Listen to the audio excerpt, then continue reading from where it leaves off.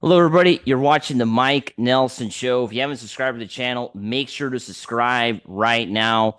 I want to thank everybody who's already subscribed around the world, over 1,000 of you in these 2 years that we've been doing these interviews. Appreciate everybody for their support. Today, I'm here with the band Tell Me Twice. How you guys doing today? Hey, you're doing Good, good. Ryan, man. Good. How are you?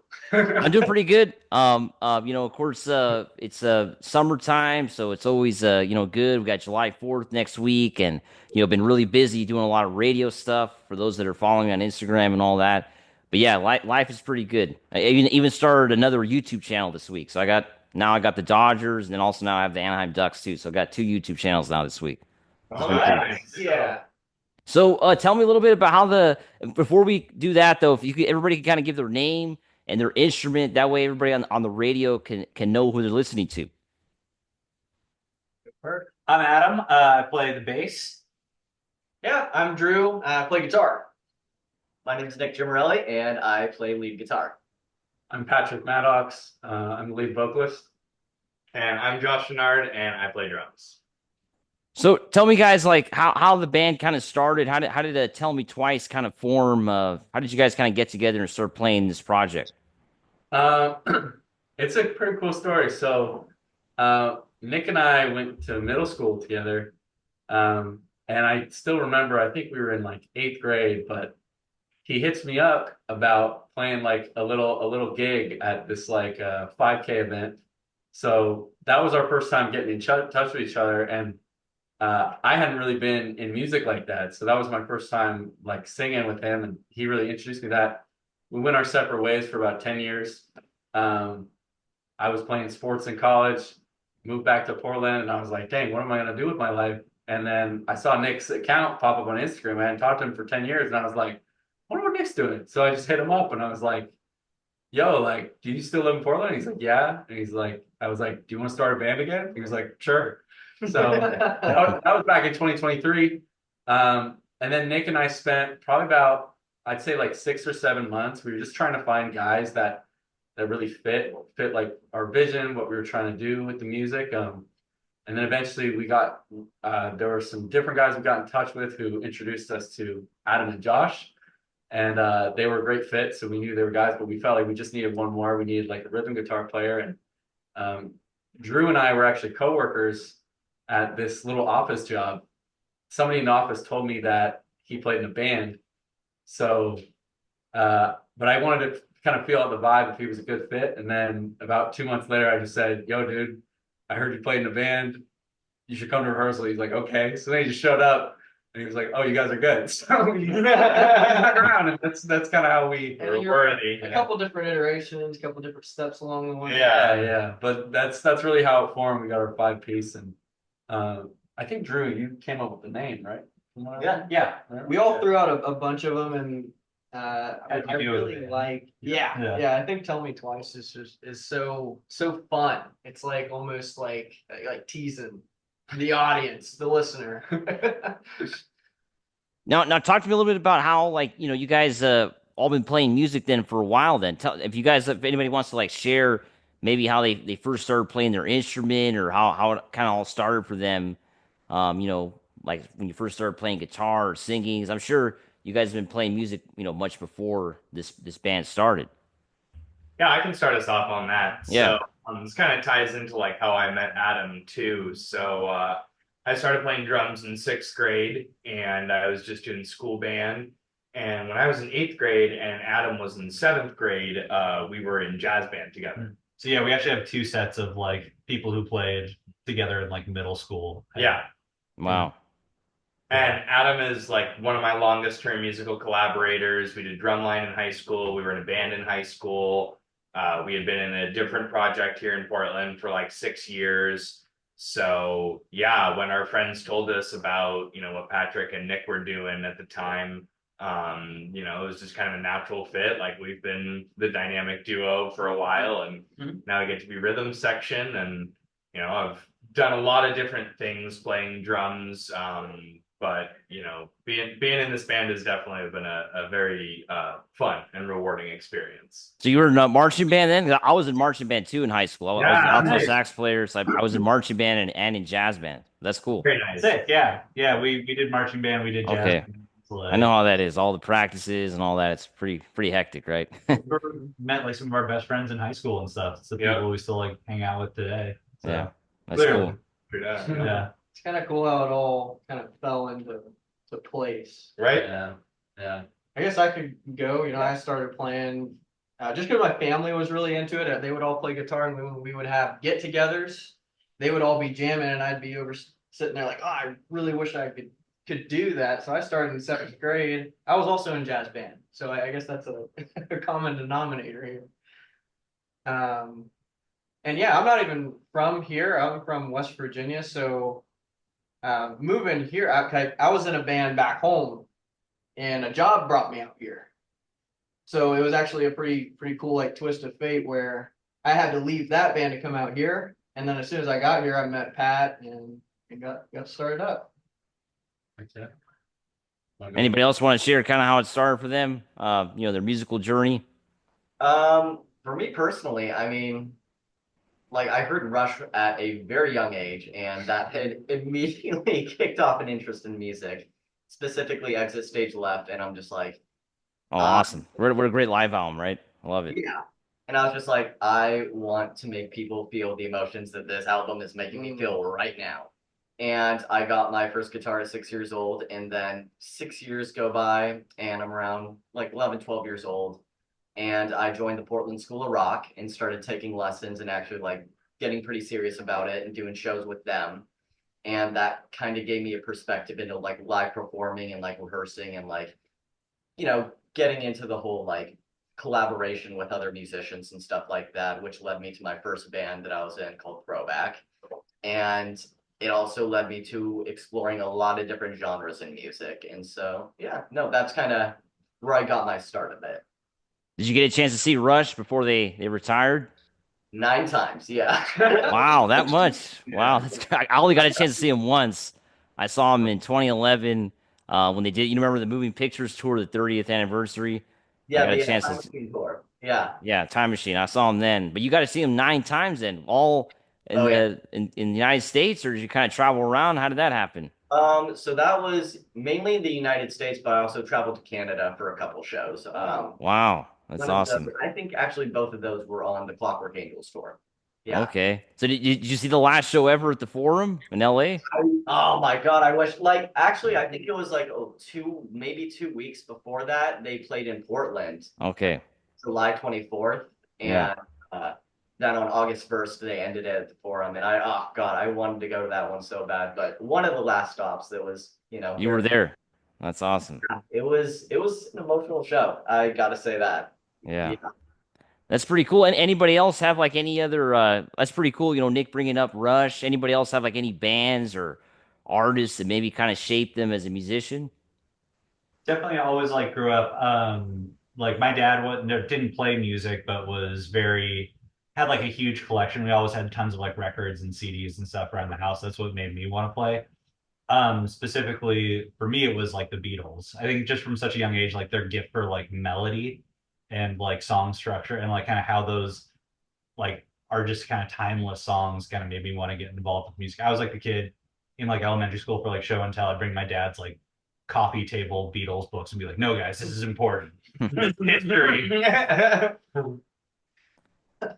Now, like for the how you guys kind of when you guys started this project, then did you guys kind of have something in mind then, like in terms of like what kind of genre you were gonna play, or what did you guys kind of want to? What were you guys kind of looking at when you started this? Well, I think when Nick and I first started, we were still kind of trying to figure out like what we wanted. I tried to push it really hard towards glam metal, but Yeah. Really? I was like, brother. That's funny. Had to chop live wire for Yeah. the set. Yeah. So, Yeah, we sorry. we were gonna do Motley Crue, and that would have been sick. We were just Yeah, that's awesome. but no, we definitely realized over time.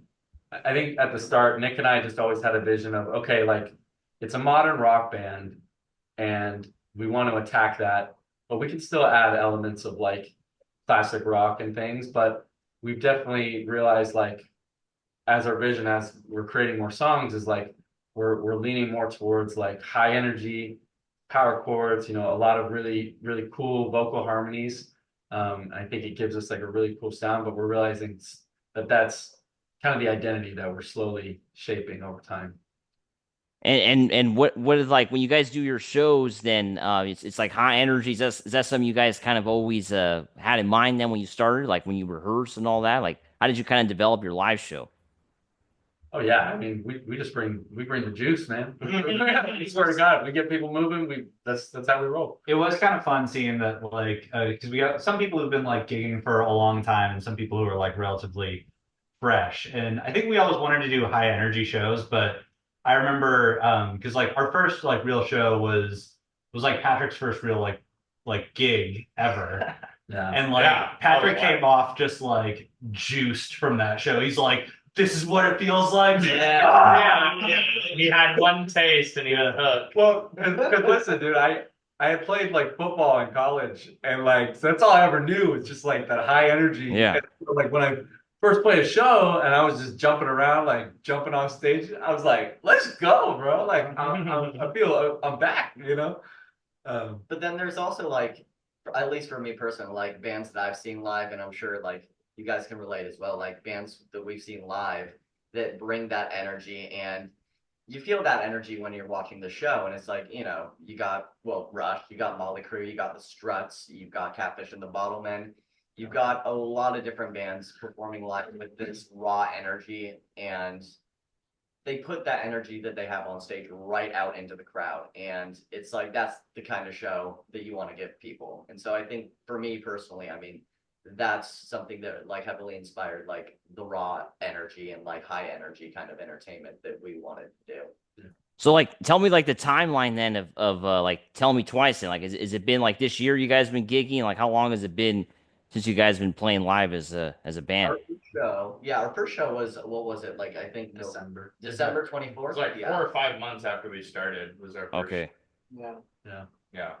And you guys have been playing a lot of mainly covers then at these shows? A lot of covers, or how many are you guys doing originals? How's it been going at these live shows? Yeah. Well, we started with mainly covers and kind of had like some originals sprinkled in there, but as time has gone on, like we've been slowly pushing more and more originals since we've been taking a lot of time just writing more songs and more songs. And so we've been finding that it's just like, all right, we'll slip a couple more originals into there. And like as time is going on, we're just adding more and more originals. But we occasionally have like, some covers in there that people are gonna recognize and enjoy and be like, oh, know that one. We're And also like that really- one with. Sorry. Oh no, you're good. We're also really intentional about the covers that we choose. If we're gonna introduce any, or the ones that we already had, they already kind of fit our vision too, but also add a little bit of juice. People recognize this song, something to latch on to at different parts of the set. So like I've never seen you guys play live. So what covers are you guys doing right now? We're doing like we're doing a Jimi Hendrix cover. We're doing Fire. We're doing some newer stuff too, like the Sex by the 1975. Okay. Cocoon and Kathleen by Catfish and the Bottlemen. We actually had I think it was One Kiss cover, I Stole Your Love. Oh, okay. Very cool.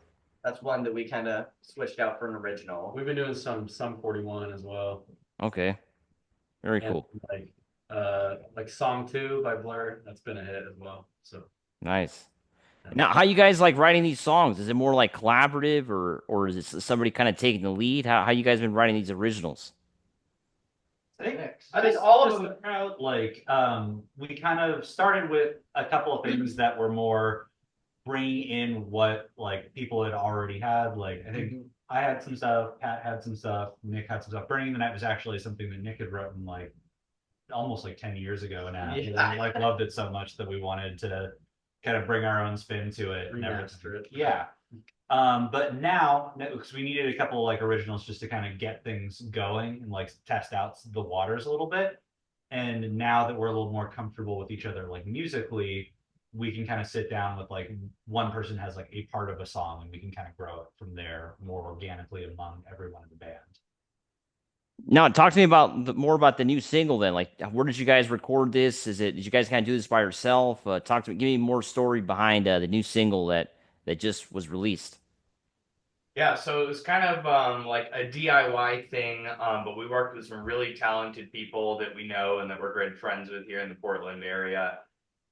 So we did our scratch tracks and original kind of recordings at Blue Butler Studios, which is a great, practice space that we go to here in Portland. So shout out Blue Butler Studios. My good friend Marvin Osagara helped us with that track, and was kind of like helping us produce this record.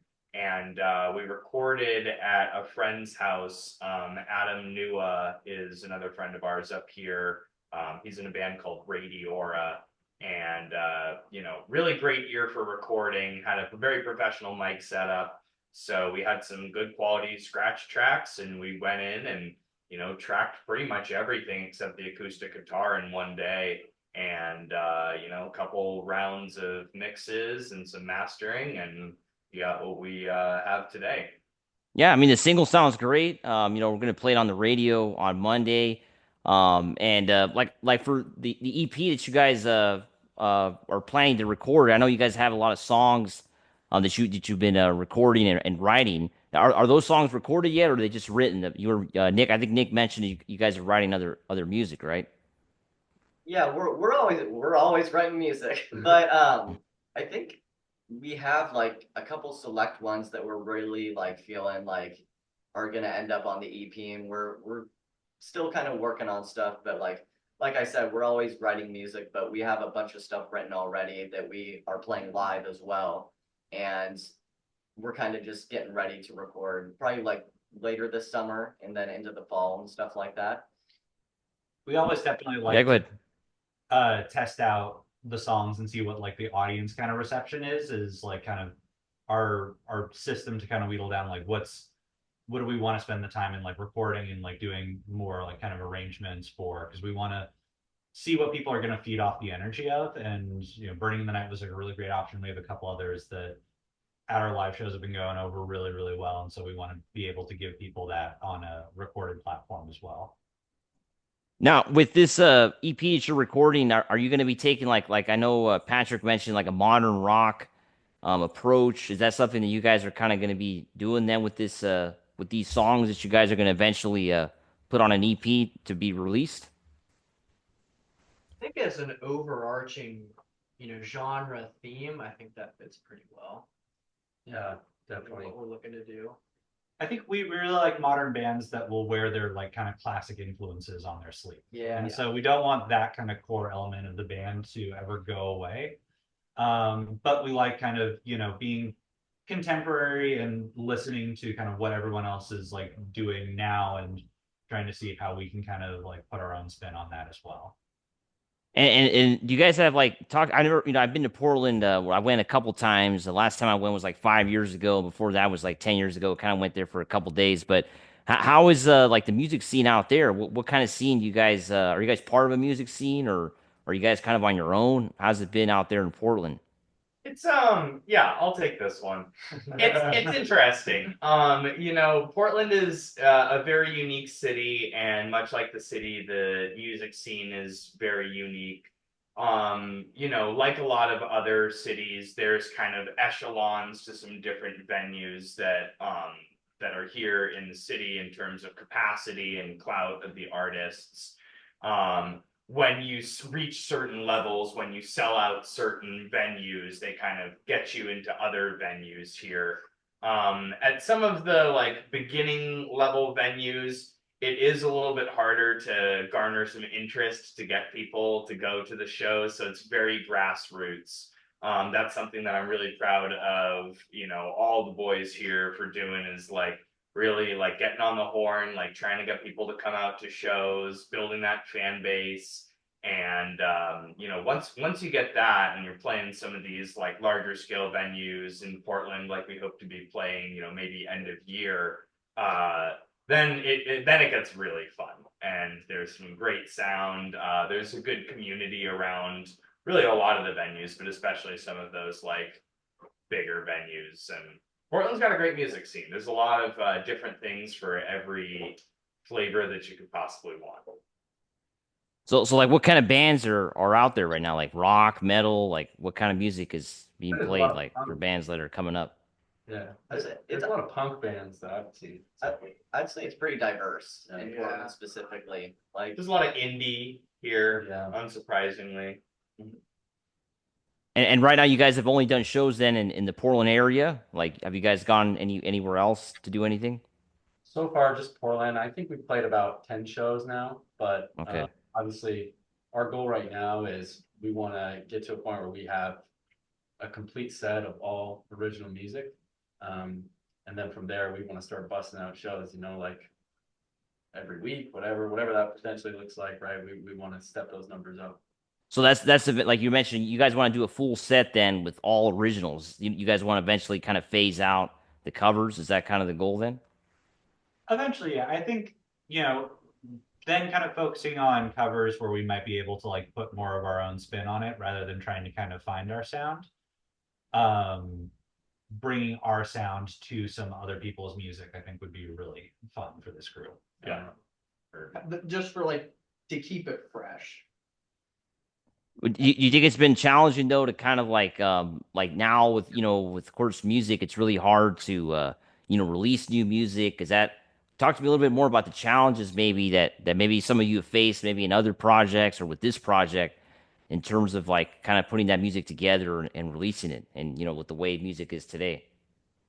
I'll take the first part of this one.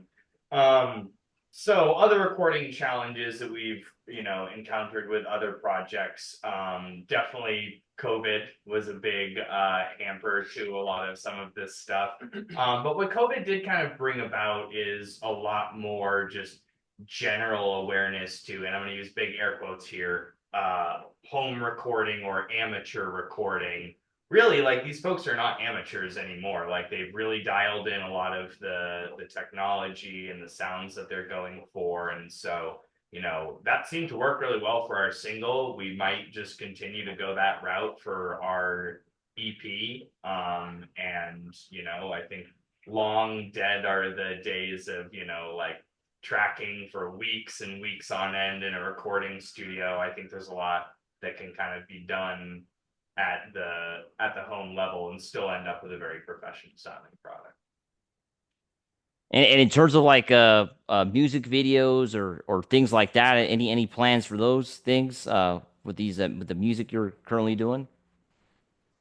We've been talking about there's one song that we've consistently seen, like when we play it in front of people, they just kind of go crazy every single time. Like people start moshing to it and everything. Wow. Okay, right, we're cooking with something there. So we've been definitely talking about that particular song being the one, and I would like to get that started by the end of the year, and really get things rolling. But we obviously want to do it in a professional way, right? So that's kind of where we're at right now with that. Yeah, I think that song is really like the epitome of like the fast paced energy, just pure fun Yeah. that we're really shooting for. Gets people dancing every time too. Mhm. Have any of you ever done a music video with other projects? Yeah, me and Josh's last project, Yeah, we did I dressed up as the devil. Adam Wow. was God or something. something like Some holy man tracks. Did you guys have fun doing it then? Oh yeah, it was a blast. It's so much Yeah. fun. So that's something you hopefully envision for this van, right? But you guys want to, of course, hire a director and everything to kind of get this done. You don't want to just do it all by yourself. Yeah, this is something that we would definitely like partner with like some talented people. Again, that band that I shouted out earlier, Radiora, they have a very professional looking music video that's going to be coming out soon.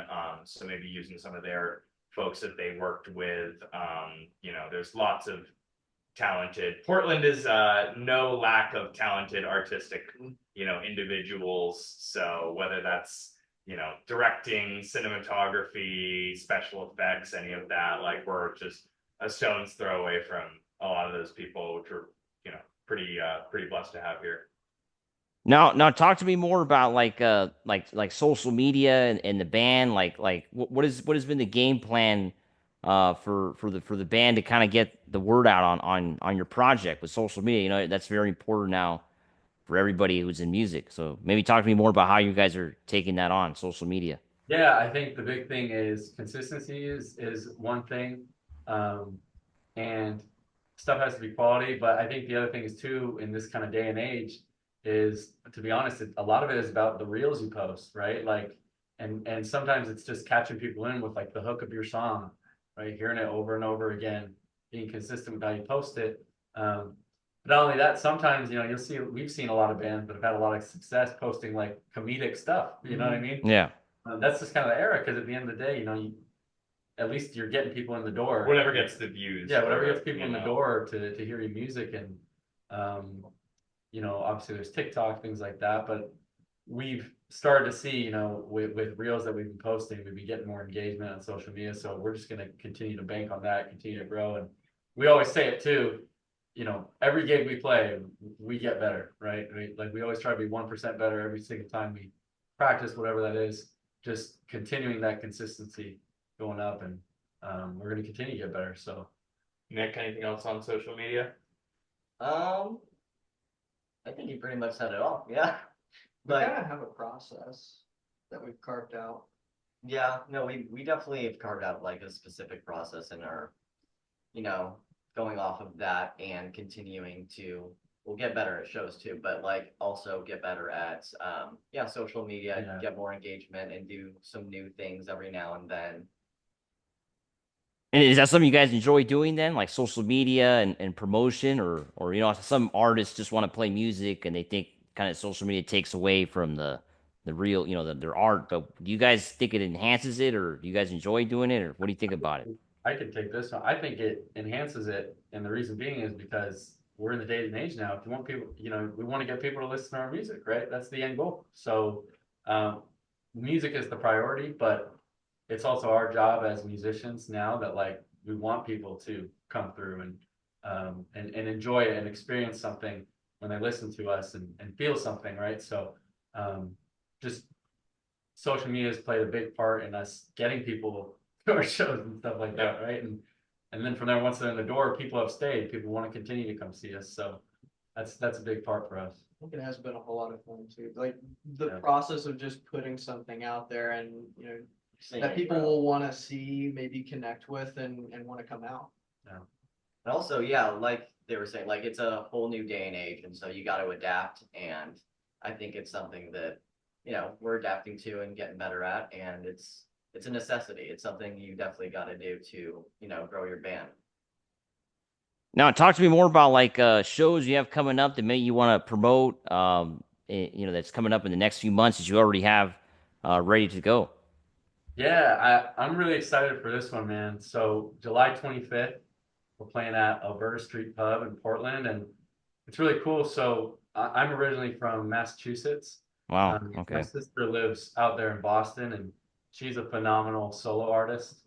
And she's actually going to be flying to Portland. She's going on a whole West Coast tour. Wow. Her name's Mado. She's it's kind of like Celtic folk pop, right? Okay. So she's gonna be opening for us, and then we're That's playing. awesome. It's really wholesome for me because me and her have been singing since we were kids, and it hasn't been till the last like 2 years that both of us actually locked in with music, and kind of made it like something important to us. So for us to be able to play a show together, and she's all the way on the East Coast, to come here is like that's like so special, just for me personally. But we also feel like that's a show that we feel like we could sell out, get a bunch of people there, and I'm just super excited for that, just on a personal level, just because it's my sister. So That's really cool. Yeah. Now, what about like you guys have shows coming up? Anything else you guys have planned for this year? I know you mentioned you want to get those songs recorded, like to make an EP. Is that something you guys want to do then later this year, or is that something for next year? Yeah, no, that'll definitely happen this year. We're thinking, if we can get that going sometime in the fall, that keeps kind of on the trajectory that we've been on. And in the midst of between now and then, we'll clearly be writing more music and playing more shows. So, it's like the thing just kind of snowballs. It's a little bit of just rolling the snowball up the hill for a little while. And once you've got some music released and you just kind of continue the promotion for what you've got out there, things eventually gain a little bit more momentum. And yeah. Now, do you guys envision yourself eventually getting signed, or you guys want to stay independent? How do you guys see that for the project? I don't know if we've talked about that. We haven't- As yeah. a band, I yeah. don't think anyone in the band would mind getting signed. I think that might be a safe thing to say, right, boys? Yeah. Yeah. Yeah. We We kind wanna- of had our head down I- a lot of this time, just like working on the promotion, working on the music, Yeah. reaching out to people, bringing them together as well. We haven't really thought that far ahead yet.